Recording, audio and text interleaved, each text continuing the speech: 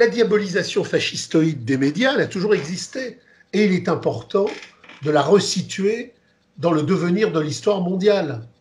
Il est important d'intervenir dans les luttes pour dire aux gens, par exemple, et vous savez, c'est pas nouveau.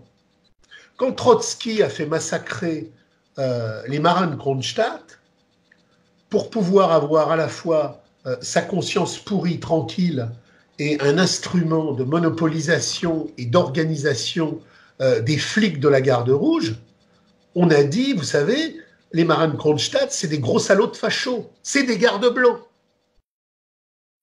À Barcelone en 1937, quand on a massacré les communards, ceux qui remettaient en cause le pouvoir du mouvement antifasciste qui gérait à Barcelone le camp républicain avec l'aval des ministres de la CNT, on n'a pas dit c'est des prolétaires qui veulent détruire l'argent, il faut les flinguer. On a dit c'est la 5e colonne de Franco.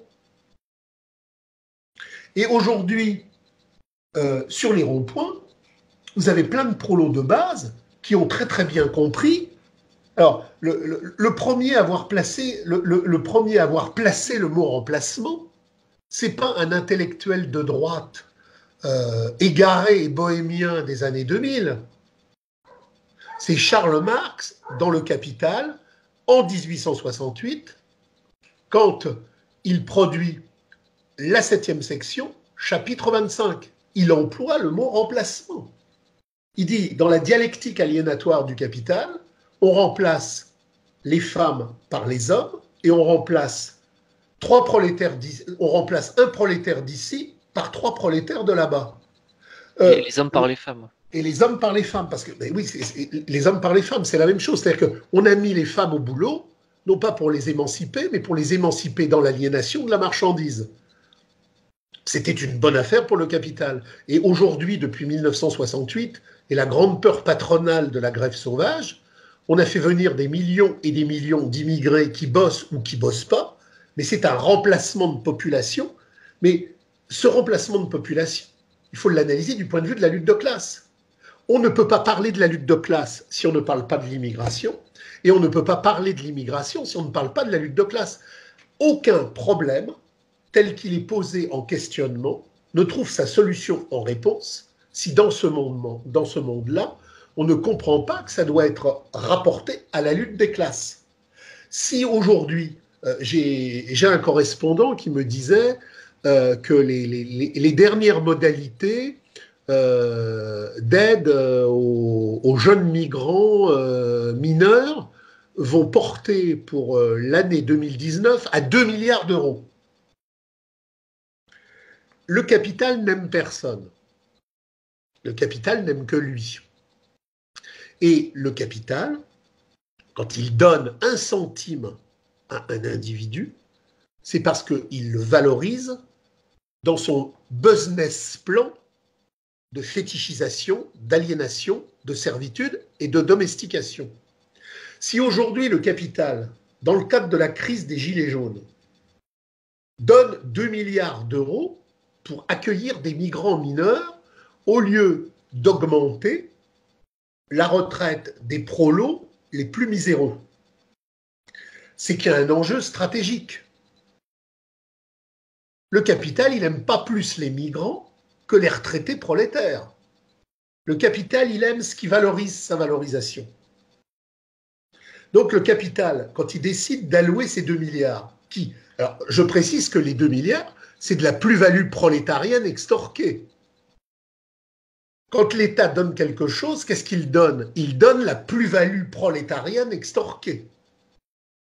Donc, le capital, aujourd'hui, pour ces 2 milliards aux migrants mineurs, c'est la même chose que pour tout ce qu'il a fait depuis des décennies et des décennies depuis 68.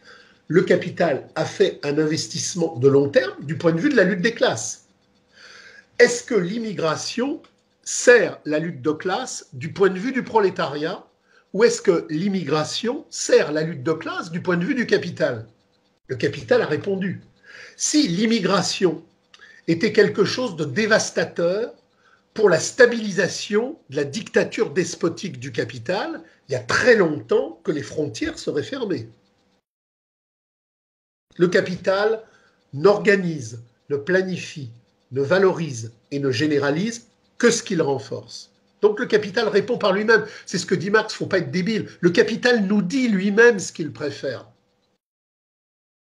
Donc, la question de l'immigration se pose du strict point de vue de la lutte des classes, et la généralisation de l'immigration a pour objectif d'empêcher la lutte de classe radicale, parce que quand il y aura le grand chaos terminal du krach industriel et financier dont nous parlions, quand le capital n'aura peut-être plus les moyens policiers de répression classique, il a l'option de la guerre civile ethnique pour empêcher la guerre civile sociale. Il faut toujours se poser le problème du point de vue de la lutte des classes. Et si vous vous posez le problème du point de vue de la lutte des classes, que ce soit pour les mythes climatiques, que ce soit pour les mythes LGBTistes, que ce soit pour les mythes de la Première et de la Deuxième Guerre mondiale, que ce soit pour le mythe migrantiste, la mythologie du capital, dans ses formes théâtrales, esthétiques, historiques, cinématographiques, c'est toujours l'auto-justification du capital. Donc, si aujourd'hui, il y a effectivement un arc historique qui des commissions sociales du MEDEF qui prônent la diversité à tout crin, jusqu'aux gauchos libertaires de la décomposition ultime qui vous disent « abat toutes les frontières ». Il y a un arc de solidarité, il est clair. Parce que Marx dit « abat toutes les frontières », sauf une, la frontière de classe. Abat toutes les frontières, mais vive la frontière de classe. La frontière de classe, c'est cette ligne de démarcation qui permet de comprendre qu'aujourd'hui, les métropoles de la classe capitaliste, des couches bobo moyennes et de l'immigration des banlieues est complètement dans l'acquisition aliénatoire de la reproduction de la marchandise despotique mondiale. Et que la ligne de radicalité, c'est le prolétariat de la périphérie qui a revêtu le gilet jaune. Elle est là, la frontière de classe. Elle est là, la frontière de classe.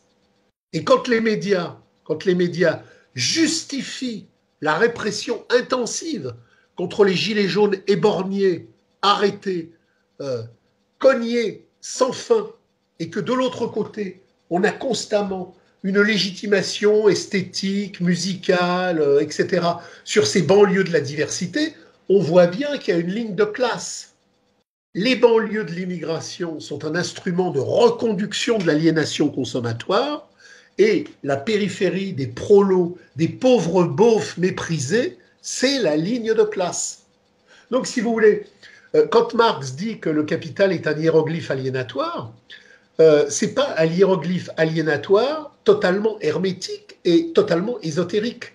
C'est un hiéroglyphe aliénatoire qui ouvre à certains moments des significations radicales et il suffit de les prendre, de tirer le fil, et là on a tout. Et là on a tout. C'est pareil, moi j'avais un correspondant qui me parlait de l'affaire Barbarin. Enfin, c'est quand même incroyable, c'est quand même incroyable. Il y a dans l'éducation nationale des milliers d'affaires Barbarin.